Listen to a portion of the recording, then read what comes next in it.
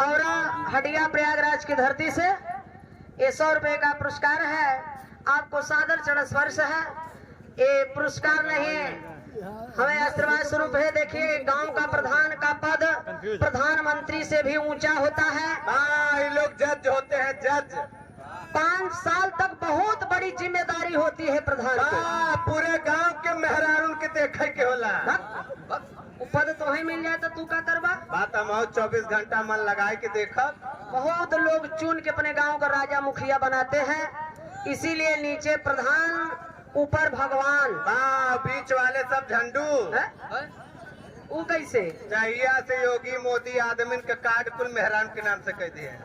अच्छा यही से मोह लटक गवा, मनोबल तोड़ दिए। ए भैया बड़ी सुंदर उधर से गीत सुने के मिला। निर्गुण भाव। आज 13वां दिन बा। बाबू जहिया से मर गए रहे तो समझ ला हरदी तक नहीं खात रहे। यानी नया काम कौनो नहीं करत रहे। अब 13 क्योंकि शुद्धक पड़ी रहा के प्रणाम नहीं करत रहा। अब 13 के दिन दाढ़ी छोलवाई है, मोछा छोलवाई है, कपारे के बार छोलवाई है। शुद्ध होगा पूरा गोदाम तो भाई बाका रह गया। मतलब कि 13 का मतलब जब वो दिना से नया निर्माण हो चाहिए। घर द्वार सब गिराए कुल शुद्ध का बात समझ ला। 13 ब्राह्मण के बुलाए देवा, भोजन करोगा, नया नया कपड़ा देवा। यानी जितने ब्राह्मण के सेवा कर देवा समझ ले अपने बाबू के करत है। ए भैया नया नया कपड़ा देवा, दाल देवा, नमक देवा, लहसुन देवा, प्याज देवा, कोहड़ौरी देवा, मरचा देवा, तब गठरी बांध के चल दे है। 13 का मतलब ब्राह्मण भोज। आइए आखिरकार में हमारे इस भारत देश में क्यों ये क्या ये 13 सत्य है। 13 सत्य है। जब जागो तभी सवेरा। ये सिर्फ क्या है एक पाखंड है। जियते बाऊ के पनियो नहीं देत है। और जब बाऊ मर गए तो समय घड़ी देख के जाबा नहावा और कूसा में पानी देबा ला बाऊ पनिया पी ला। जवाहरलाल बिंद कोटेदार जी पकलोर के धरती से 100 रुपया। जेकर राशन कार्ड ना बना हो भैया वो बनवाई ला। ये देखा कोटेदार जी कहत है। लेकिन देखा कितना बढ़िया कोटेदार बेचारे बाटन गरीबन का कितना भोजन देते संभारत हैं। लेकिन गवैया गाय के बदनाम कर दिए हैं कोटेदारवा के कोटा में, प्रधानवा के रहरी में। धन्य है प्रधान बिचारू हरे रहरो बुआओ छोड़ दिए। ये देखा दरोगा बिंद कोटेदार जी आप हैं। अच्छा ये 100 रुपए का पुनः पुरस्कार आया। कोट को नमन है। जय भीम नमो बुद्धाय। और 100 रुपया का पुरस्कार आदरणीय रंजीत कुमार पासी भारत के सली मूल निवासी ग्राम प्रधान पकलोर के धरती से। ये देखा 100 रुपए का पुरस्कार है। जय भीम जय भारत नमो बुद्धाय जय संविधान। और आदरणीय डॉक्टर राजकमल बिंद जी इलाहाबाद के धरती से आपके ओर से 500 रुपए का सम्मान किया गया। डॉक्टर साहब को सादर चरण स्पर्श है। आप दूसरे भगवान हैं। धन्य है महान है। ए भैया आइए चलते हैं। आखिर क्यों हम लोग इतने पाखंड में हैं। गौर करेंगे जितने में उधर लोग गीत भा एक छोटा सा ही आप लोगों को लेकर के चलते हैं बिरहा की ओर। एवं क्योंकि इतिहास ही राजनीति की जननी होती है। History the mother of politics and movement is the father of politics. अखिल है बोलिवासी जागो। ये क्या है कितना बड़ा हम लोग अंधविश्वास में है, कितने बड़े पाखंड में है। आइए बिरहा हमारा इतिहास बताएगा आप लोगों को। 4 लाइन भाव है मास्टर।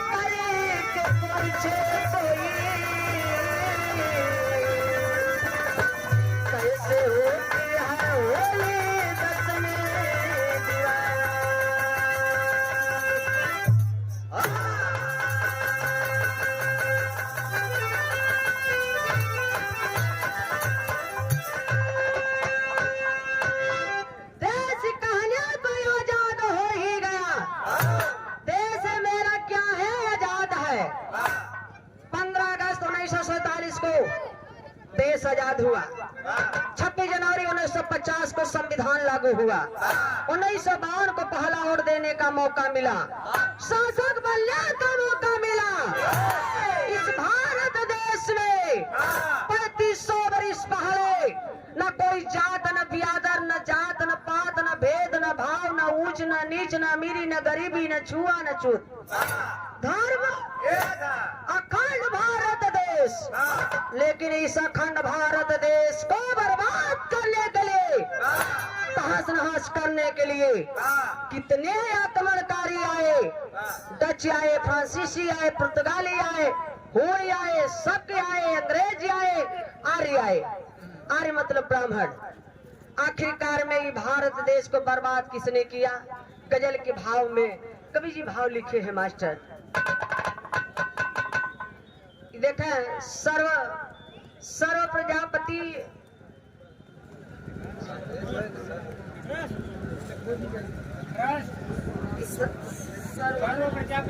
सर्व प्रजापति ट्रस्ट अध्यक्ष राजेश कुमार प्रजापति, ग्राम सभा लमाही, समाज सेवी, आप समाज का काम करते हैं। बहुत बहुत धन्यवाद।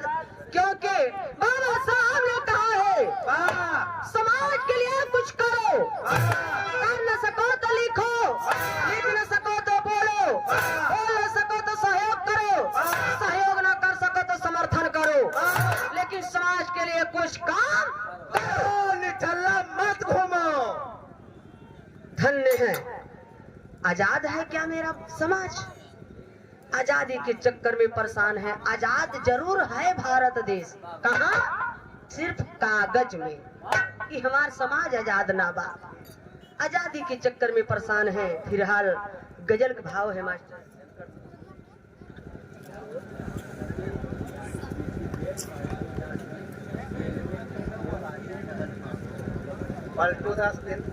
Paltudas Bind 86 gate 46 BC gate के पास भैया क्यों मत जाएगा, रिक्वेस्ट बाहर।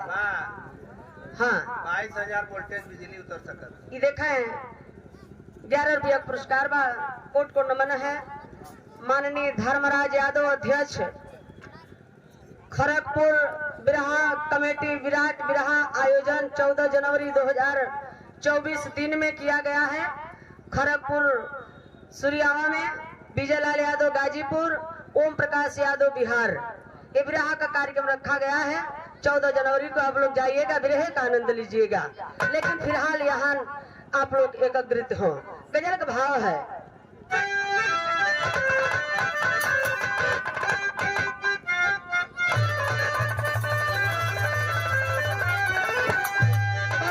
प्रेमी अपने प्रेम का कहत बा, अरे दिल लेके जा रहे हो।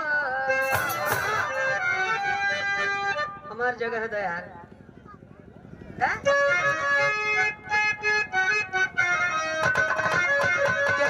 सोचबा, लेकिन हमार जहाँ है वही जगह पे था। कहने बा, अरे दिल लेके जा रहे हो, अरे दिल लेके जा रहे हो, ऐसे जिएंगे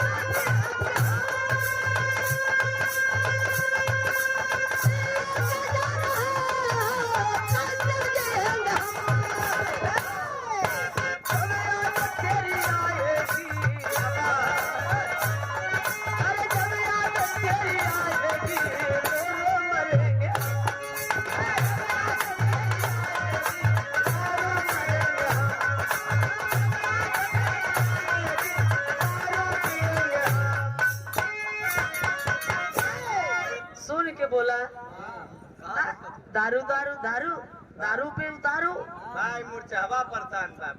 तबई हया देखा ताकत है जाने हया 85 झुआ भर जब शासक राजा बने के चुनाव आ जाता तो बिक जाता है पौगा भरे ऊपर राजपाट है छोड़ना पड़ेगा पिया हाँ, आज के बाद 2024 हाँ, राशन पे बिक जाता 5 किलो।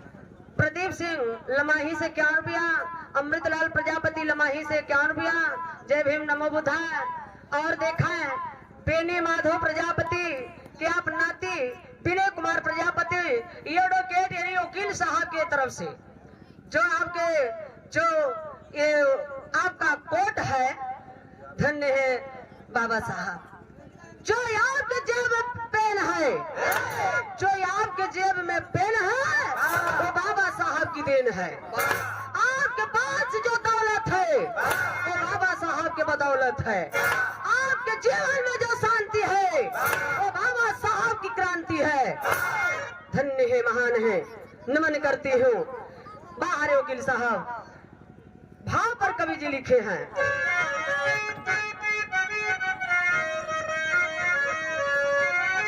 आखिरकार में ये बर्बादी का कारण कहाँ से शुरू हुआ? अरे यारियों ने मेरे देश को, अरे यारियों ने मेरे देश को बर्बाद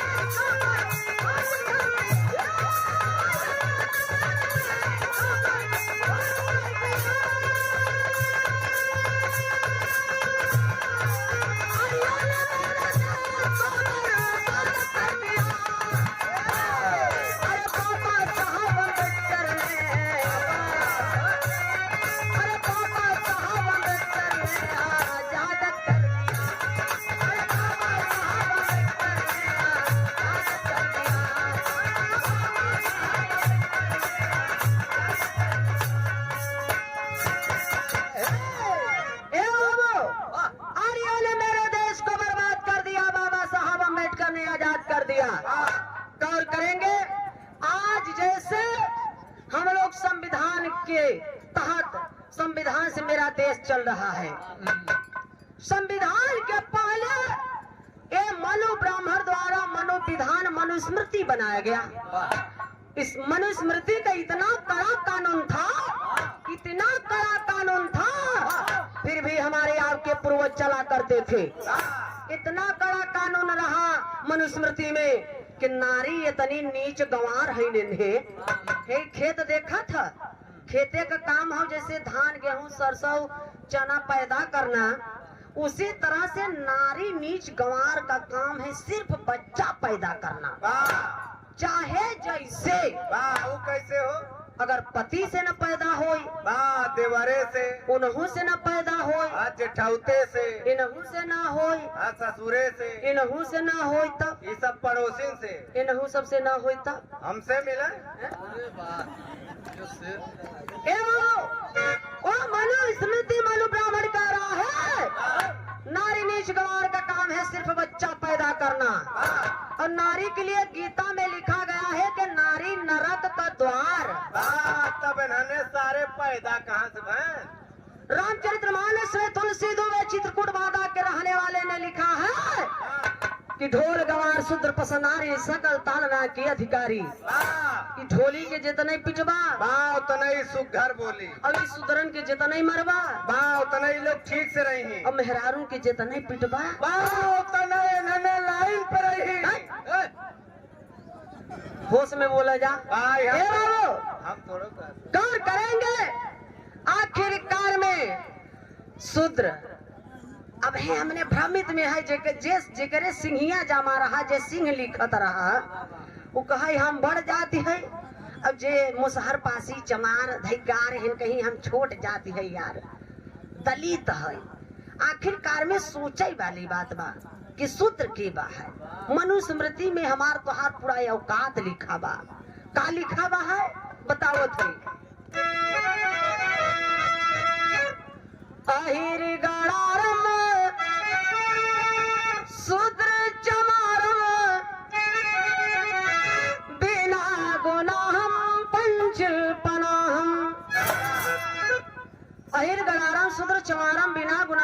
पंच पनाहम अहिर गड़रिया चमार मुसहर पासी धोबी धईकार लोहार कोहार शर्मा बर्मा पटेल बिंद भूमिहार पासी जितने मूल निवासी हैं ये लोग सभी लोग शूद्र हैं। और शूद्रन के सवेरे सवेरे 5 जूता मारे चाहे बिना गुनाह कर।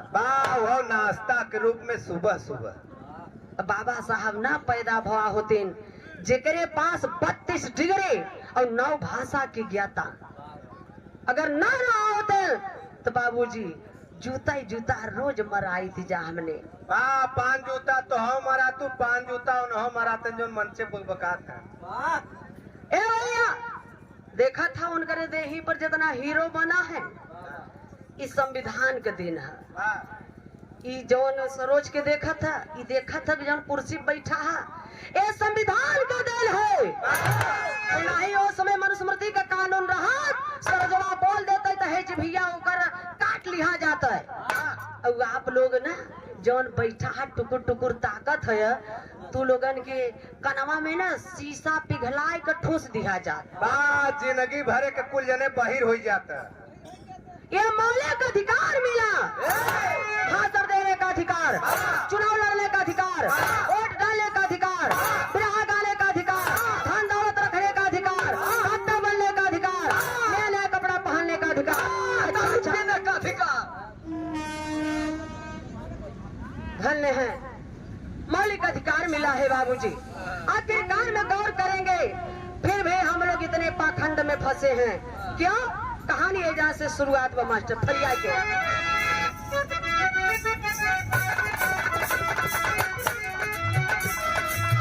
यहाँ के मूल निवासी जया आदिवासी हैं।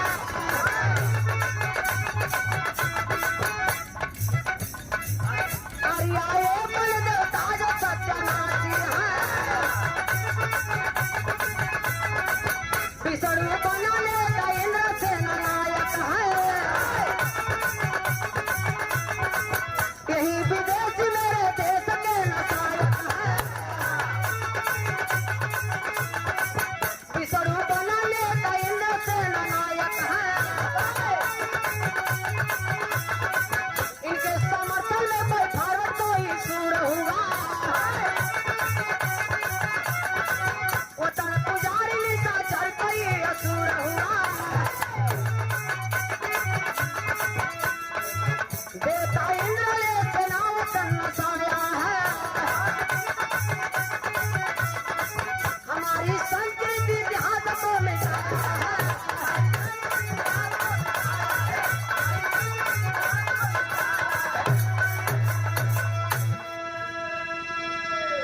आज हमारे समाज के आप सभी लोग बैठे हैं पढ़े लिखे विद्वान। गौर करेंगे जिनका हम पूजा पाठ करते हैं पहले हमें आपको उनके बारे में जानना चाहिए। पूजा पाठ पो माने पूरी, जा माने जानकारी, पा माने पाकर, ठा माने ठहर जाना। अगर हम इनकी पूजा कर रहे हैं तो इनके बारे में अच्छी तरह से जानना चाहिए। आखिरकार में बाबू जिनको देवता भगवान कहती हैं ये निर्विशो कोई देवता कोई भगवान नहीं है। ये चोर है, लुटेरे हैं, डकैत हैं, मध्य एशिया ईरान इराक से भेड़ बकरी चराने के बहाने धीरे धीरे हमारे भारत में आए। 3500 वर्ष पहले जब भारत में हमारे आया तो इन लोगों को रहने का ठिकाना कहाँ था? एकदम पहाड़ी इलाका में, जंगल में, जंगल के किनारे ऐसे टेंट लगाए ले और रात भर वहीं में रहा। हमार तोहार पूर्वज राजा रहे, खाए के चैन से सोए तन्हे आक्रमणकारी वो गांव में पहले निद्रा में पहुंचे तो जे बड़ बुजुर्ग रहे ओके काट मार के फेंक दे, नौजवानन के सेना बना के साथे में रख ले और जितना भारत के बहन बिटिया बचाए इन्हें आक्रमणकारी परसेंटेज के हिसाब से बांट बांट के ले ले बाबूजी। आखिरकार में इतने ना बाहरे हम लोगों का भारत देश, हम लोग यहाँ के रहने वाले नहीं हैं, हम लोग सिंधु घाटी के रहने वाले हैं। विश्व के सबसे बड़ी बड़ी सिंधु घाटी सभ्यता इतिहास में बताया गया, लिखा गया है। बेईमानों ने बताया कि नालंदा विश्वविद्यालय में हम लोगों का का इतिहास 6 महीना तक जला। यहाँ से आगे लगी तो इलाहाबाद पहुंचे में कितना समय लगी? एक आध महीना। एक आध महीना लगी ना, लेकिन लिखा गया है कि 6 महीना तक जला। पानी बीचे में नहीं बरसा, बूता नहीं आगी। सोचा बाबू गौर करेंगे, 6 महीना तक जला नहीं। इन आक्रमणकारियों को एक एक पन्ना खोल खोल के पढ़ पढ़ के हम लोगों का इतिहास जलाए कि न रही बांस न बाजे। इसलिए हमारे भारत देश में ये पाखंड से हम लोग फंसे हैं। हम लोगों का असली इतिहास जर्मनी जापान विदेश संग्रहालय में रखा गया है, जहां बाबा साहब शिक्षा लेने गए थे। गौर करेंगे बाबूजी, भारत के लोग हमार तोहार पूर्वज रहन कैसन। गीत का भाव लगल मास्टर।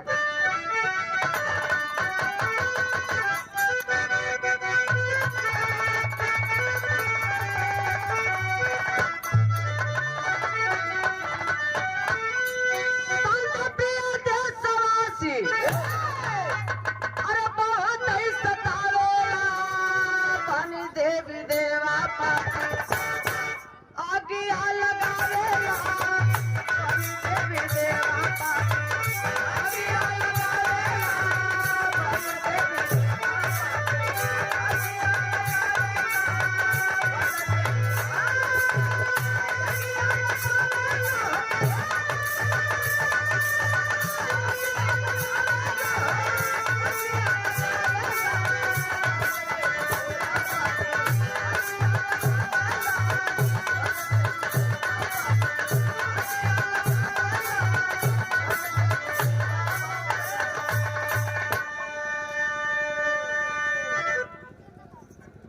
देवी देवा रहन जब तक हमारे तोहरे में आगी काहे लगाए। अरे मलली वासी लेके भागा अपना पराया।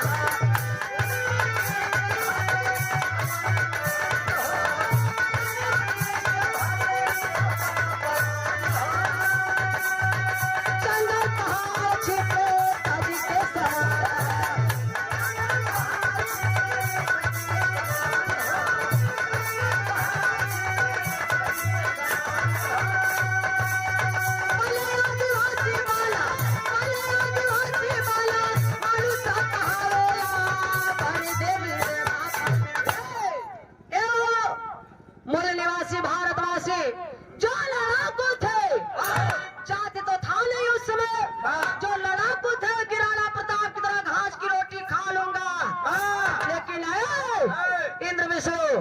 मैं तेरी गुलामी कबूल नहीं करूंगा, कुत्ता कमीना हरामजादा चीर फाड़ के फेंकेगा।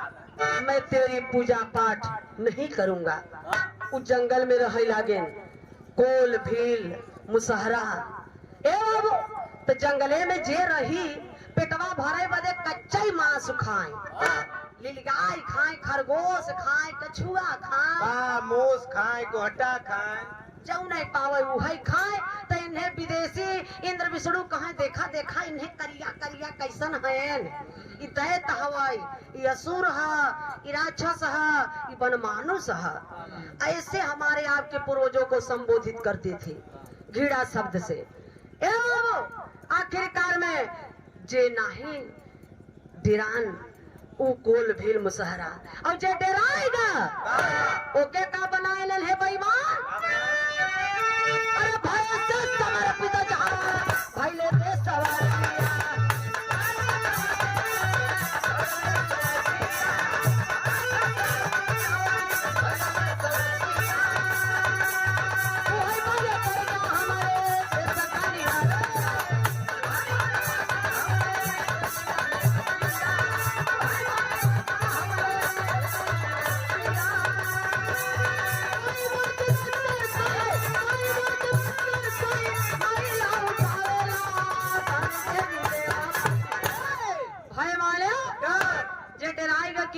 इंद्र विष्णु तो के देवता मानव पूजा पाठ करब, तोहार गुलामी कबूल करब, हमार खेत कियारी ले ला, हमारे बहनी बिटिया की इज्जत मर्याद ले ला, सब कुछ ले ला, लेकिन मार के भगावा तन्हे बेईमान करेन का। अब यही से देखा षड्यंत्र रचना। बाबूजी करेन का पर्जा बनाई कर रखे। कैसे कहें चल तो हमार जूता सुआजू से तोए, चमार है, चल तो पानी भर आजू से तोए, कहार है, चल तो गैया भैंस पाल आजू से तोए। अहिर है, अहिर है तो का करे लेकिन शुद्ध रहे। तोर काम है दलेवा के गाय भैंस तू पाल और घी दूध लिया हमारी दे और माठा तो नहीं पिया। वही हमने इतना बड़ा मूर्ख है जा। सोचा भैया जब मठवा मरा जाता तो में कौन विटामिन बचत था? बस सारा मलाई खत्म, कुछ नहीं बचत, केवल ठंडाई के कामे आता। जब गर्मी आ जाए तो तुरंत भीटी चौराहे पर पहुंच जाब के एक गिलास लस्सी माठा मिल जाता है, पी ले तो पेटे में ठंडाई आ जाता। हमार समाज माठा पियत पियत ठंडाई के चक्कर में ठंडा के ठंडाई रह गए, कहियो गरमाबे नहीं। गरमान बेईमान केंद्र राज्य का सरकार बेईमानी से ले ली है सीपीएम में घोटाला करके। हाँ तो ये 2024 में माठा पिया ठंडा रही जा। आज उस दूध पिए 5 मिनट में नेटवर्क बताए घबरा जी 24 डॉलर दे। आज से तो रहे चल तो गैया भैंस पाल, सॉरी भेड़ बकरी पाल ताकि ठंड लगे तो कंबल हम लोगों को ओढ़ने के काम में आए। आज से तू गड़ेरिया इसी प्रकार चल, तू लोहार बहार है ना, तू काम कर। ए बाबू इसी तरह से हम लोगों को बांटे 6743 जाति में बांटे और वो एक जाति में 7 जाति। तो जोड़ लीजिए आप लोग पढ़े लिखे हैं कितनी उपजातियां हुई? 50,000 नियर बाबू। आज वही हमने पटा के पटाई है, कितना अखिलेश भैया फलाने भैया लग जाते, कितना समाज के लोग मर जाते, लेकिन फिर एक नहीं होता। हमने कैसे बटा है इन बेईमानों का षड्यंत्र रचना, फूट डालो राज करो, डिवाइड एंड रूल। इतना बांट दिया कि बटे हैं कैसे कि यादों है तो यादों में ब्याह करें और वो गोत्र देख कर, प्रजापति है तो प्रजापति में करें, चमार है तो चमार में, बिंद है तो बिंद में, पासी है तो पासी में। हमें तो है रच के ज्ञान हो, चाहे अगर पंडित जी के घरे से ब्याहे वाला कार्ड आए तो पढ़ लिया वो लोग कैसे शादी करते हैं। गोत्र चेंज कई का शादी करत ही और गोत्र चेंज कई का शादी करे से जब लड़का पैदा होता ना वो हाइब्रिड पैदा होता। इसीलिए वो लोग शादी कैसे करत ही, दूबे हैं तो तिवारी में, तिवारी हैं तो पाड़े में, पाड़े हैं तो पधिया में, पधिया हैं तो मिसिर में, मिसिर हैं तो सुकुल में, सुकुल हैं तो ओझा में, ओझा हैं तो झा में। अब है दूबे यही मराए लगे तो चौबे उपधिया मिसिर सुकुल ढेर का रिश्तेदार भैन ना दौड़ा यही बचाओ वही बदे। अब है यही पासी मरात रहे, मोटरसाइकिल से देखत रहबे, देखत स्टार्ट करबे, चल देबे जे मार सारी के मार का हमार बियादर है का हमार जाति है, हम लोग उसी में बैठे हैं बाबूजी। इसलिए संघ शक्ति कल जुगे, बिना संगठन के हम आप कुछ कर नहीं सकते। आज मेरा समाज एकदम बिखर गया है, इसलिए हमरन का लोहार बहा शर्मा वर्मा पटेल बिंद भूमियार मूल निवासी 85 का कीमत बहुत कम हुई गवाबा, इतना कम हुई गवाबा। ठेलिया पर अंगूर बेचात है ना, ए भैया मंच पे, ए जनरल भैया थोड़ा सा, ए भैया कीमत इतना कम हो गया बाबा हमरन का कि जैसे ठेलिया पे अंगूर बेचात है ना भैया, जब टूटा रहा था ओकर कीमत बहुत कम रहा था और जौन अंगूर गुच्छा में रहा था ओकर कीमत बहुत ज्यादा रहा था। इसलिए हम लोग टूटे हैं, इसलिए हम लोगों का कीमत बहुत कम है, बहुत कम, 165 वाली तक हुई गई। 70 पैसे बिकिया था। झाड़ू जब तक बंधा रहा था बंधन में तो झाड़ू कचरे को साफ करता है, जब वही बंधन टूट जाता है झाड़ू का तो झाड़ू खुद कचरा बन जाता है। देखम ना है पूरा कचरा बा है, हम लोग कचरा हो गया है। तो गौर करेंगे बाबूजी, अखंड भारत में होत का बा, कभी जी यहाँ टेरे के भाव लिख दिए मास्टर। ज्ञान प्रकाश जी बादा, ये डॉक्टर ज्ञान प्रसाद, ज्ञान प्रकाश, अच्छा सॉरी, डॉक्टर ज्ञान प्रकाश बांदा जिला से 100 रुपए का 100 रुपया पुरस्कार हमें मिला। और उधर हमारे साथी कलाकार सूरज यादव जी को 100 रुपए का सम्मान दिए डॉक्टर साहब, बहुत बहुत धन्यवाद। आप बधाई के पात्र हैं, जो कि बताए ना कि दूसरे भगवान आप डॉक्टर होते हैं। कोट को नमन है, यह योगी वाला सांड हमारे जेठानी के मार दे, 4 जगह यहाँ तो फट गए। समझना कि डॉक्टर भगवान ही, छोटे लाल डॉक्टर जो कि बचा लिए, तो भगवान ही है। आप हमारे, आप तीसरी बार ऑपरेशन कराए और सूरज जी को ला भैया तुम क्या कहे थे? अच्छा तो सुबह सुखवा सरिचर है ना। शेख चंद प्रजापति के सासू माता जी की ओर से ये देखें 100 रुपए का पुरस्कार। बाहर माई माँ होती है, कितना बड़ा नालायक बेटवा निकल जाए, कितना बड़ा बेटवा हो जाए करोड़पति, लेकिन माँ हमेशा बेटा को यही आशीर्वाद देती है, जा बेटा जा, तू सुखी रहना बेटा। माँ कभी ये नहीं कहती कि बेटा तू मुझे सुखी रखना। बारे माई तेरी भाव मास्टर देखा है, यही इलाहाबाद प्रयागराज की धरती लमाही के हमारे पूजने आप दादा कैलाश जी गाय के दुनिया से चला गए। बात तो बहुत जल्दी गाय चली। हमारे ससुर ही थे भाई, यहाँ तो सब बात के जठौत होए के ससुर होए, लेकिन इनमें देवर क्यों न होए।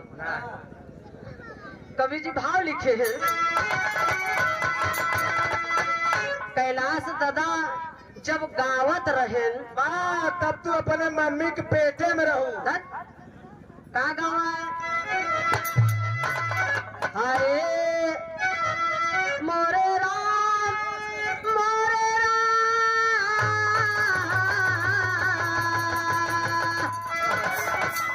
बोले बाबा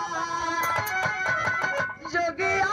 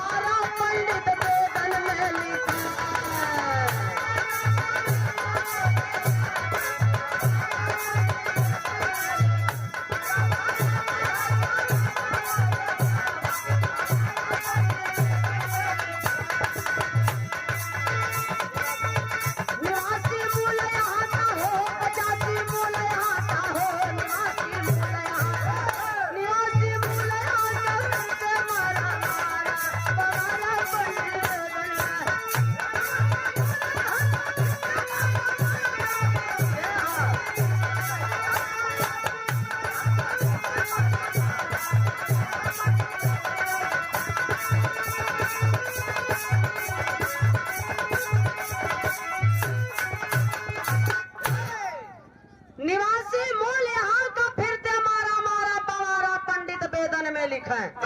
हमारे तोहार पूर्वज थोड़ो लिखे हैं, नहीं तो अधिकार ही नहीं रहा पढ़े लिखे के ज्ञानी बने के। ए भैया पंडित जी ब्राह्मण ही तो ज्ञानी थे, उन्हीं ने लिखा है वेद पुराण, क्या लिखा रामायण महाभारत कि शंकर जी अंजनी के काने में बीर डाल दे तब हनुमान जी पैदा हो गए।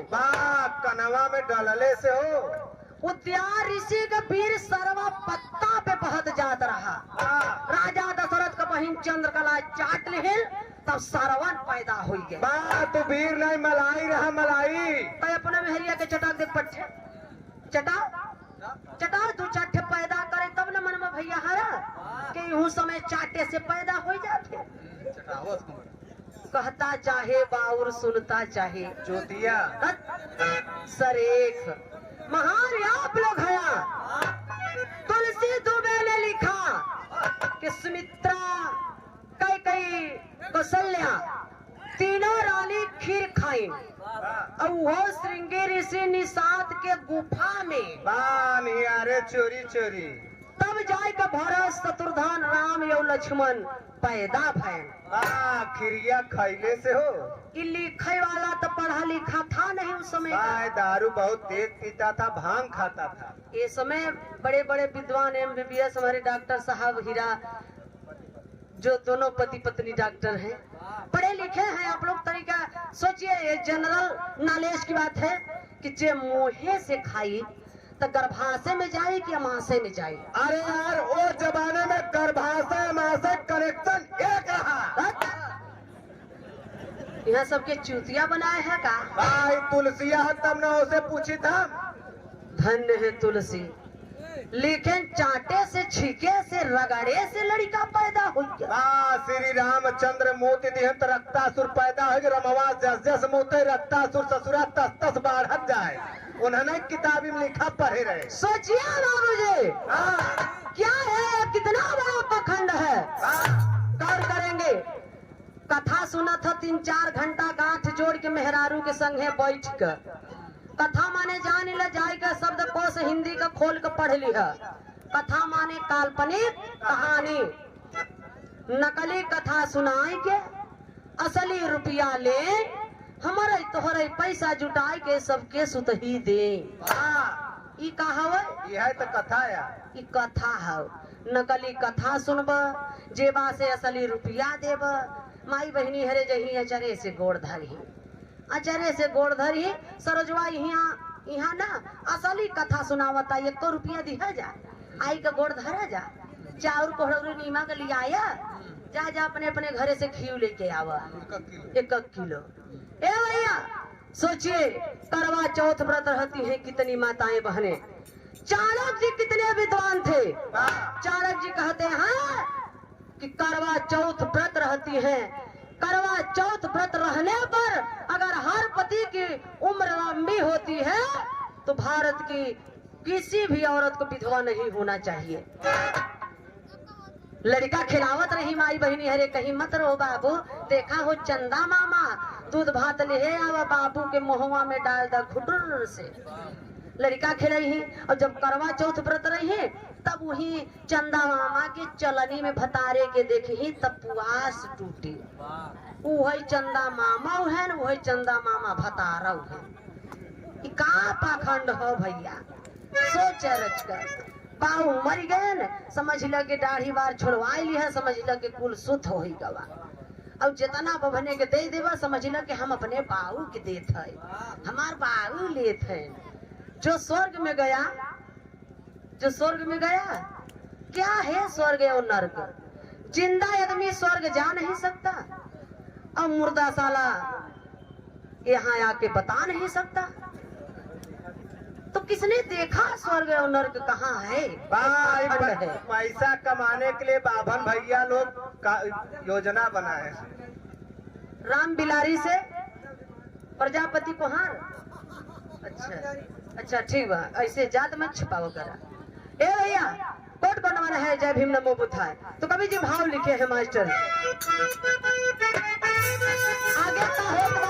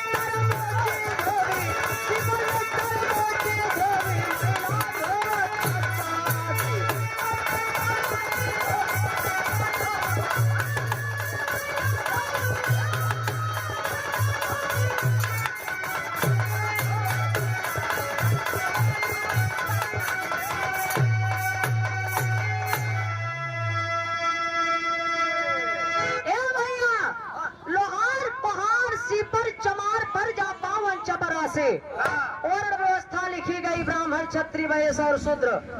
ब्राह्मण ब्रह्मा के मुख से पैदा हुआ, क्षत्रिय भुजा से, वैश्य पेट से और शूद्र तवार से। सोचिए मैं भी एक औरत हूँ, सोचा था कि दुनिया में और बदे सब कर एक ही रास्ता बा, तो कोनो मोहे से, कोनो छीके से, कोनो घोड़े से पैदा हो गए। अभी लिखे वाला रहता है तो के मारी के पूछित कि तोर माई बहन तोके कैसे पैदा करे। कितना बड़ा ये पाखंड है बाबूजी। गौर करेंगे, धन्य है। आखिरकार में कवि जी हर आखिरी भाव तर्ज में लिख दे मास्टर।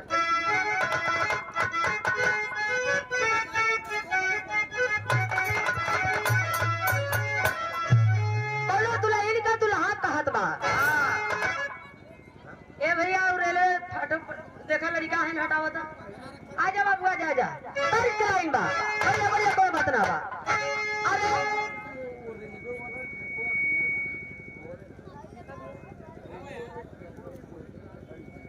भैया हेलो सेल्फी वाले भैया जितना लेट है जब वहाँ वीडियो बनावत है कृपया हाथ जोड़ो थे। हमारे डॉक्टर साहब का कहना बा कि आप लोग वहाँ से कृपया हट जाएं क्योंकि कार्यक्रम इतना बढ़िया संपन्न हो रहा है। आप लोग थोड़ा सा दरवाजे का सम्मान करिए। हम लोगों के बीच में माननीय डॉक्टर साहब और हमारे डॉक्टर बीरू भैया और पूरे परिवार के लोग इकट्ठा हुए हैं। आप लोग जोरदार ताली से सम्मान करिए साथियों।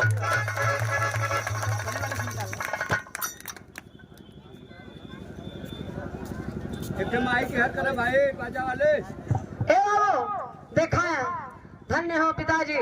आज वो बारी फुलवारी जो भी है बाबू पिताजी हीरामणि बाबू जी का देना है, जो कि उस जड़ के ये क्या है डॉक्टर साहब, ये पूरा परिवार क्या है, उस जड़ के लोग टौनी हैं। तो उस जड़ को मजबूत रखना है साथियों। आप जोरदार तालियां से गड़गड़ाहट की आवाज होना चाहिए साथियों। धन्य है ये पगलोरे के धरती। मानिए आप कुछ मैं इन परिवार का नाम लेना चाहती हूँ। हमारे बीरू भैया जी नाम अभी नोट करा रहे हैं। तब तक एक लाइन तर्ज भाव बा। अरे नजर लागे राजा तोरे बना ले